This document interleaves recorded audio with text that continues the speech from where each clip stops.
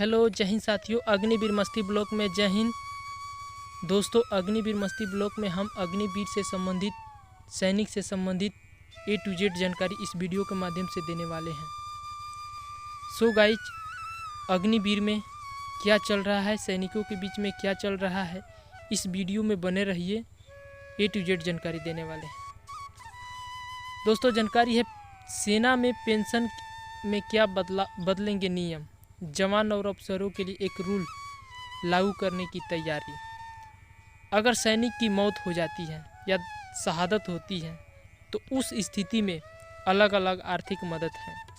3 तरह की family pension होती हैं: ordinary family pension, special family pension और लिबरजाइड फैमिली पेंशन। अब पेंशन के नियम में बदलाव होने वाले हैं।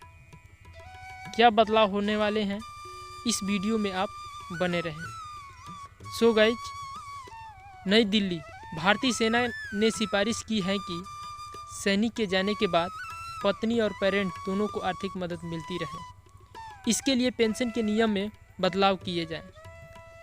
सेना ने अपनी सिफारिश रक्षा मंत्रालय को भेजी है और आखिरी फैसला मंत्रालय को लेना है। सूत्रों के मुताबिक सिफारिश में कहा गया है कि फैमिली पेंशन का एक हिस्सा सैनिक के पेरेंट को भी मिले, साथ ही जवान और अफसरों के केस में जो अलग अलग नियम हैं उनमें भी समानता लाया जाए। दोस्तों, ये जो न्यूज़ है ये रियल न्यूज़ है। 2 महीने पहले सियाचिन में शहीद कैप्टन अंशुमान सिंह के माता पिता ने पेंशन के नियम को लेकर सवाल उठाया था। कैप्टन अंशुमान की कीर्ति चक्र से सम्मानित किया गया, जिसके बाद उनके माता पिता ने बयान दिया कि उनकी पत्नी मायके चली गई और सब कुछ अपने साथ ले गई। उन्होंने सरकार से मांगा कि एनओ के नेक्स्ट ऑफ कीन यानी निकटतम परिजन के नियम में बदलाव किए जाएं। ये पहली बार नहीं था जब एनओके को पेंशन के मामले में भी सवाल उठे हैं। कई बार इस तरह के मामले भी सामने आए जब किसी जवान की पत्नी विधवा पत्नी को मदद की गुहार लगानी पड़ी है। दोस्तों, जो नियम है ये सब जायज़ है। दोस्तों, इनकी तस्वीर देखिए, ये बहराइच के हैं।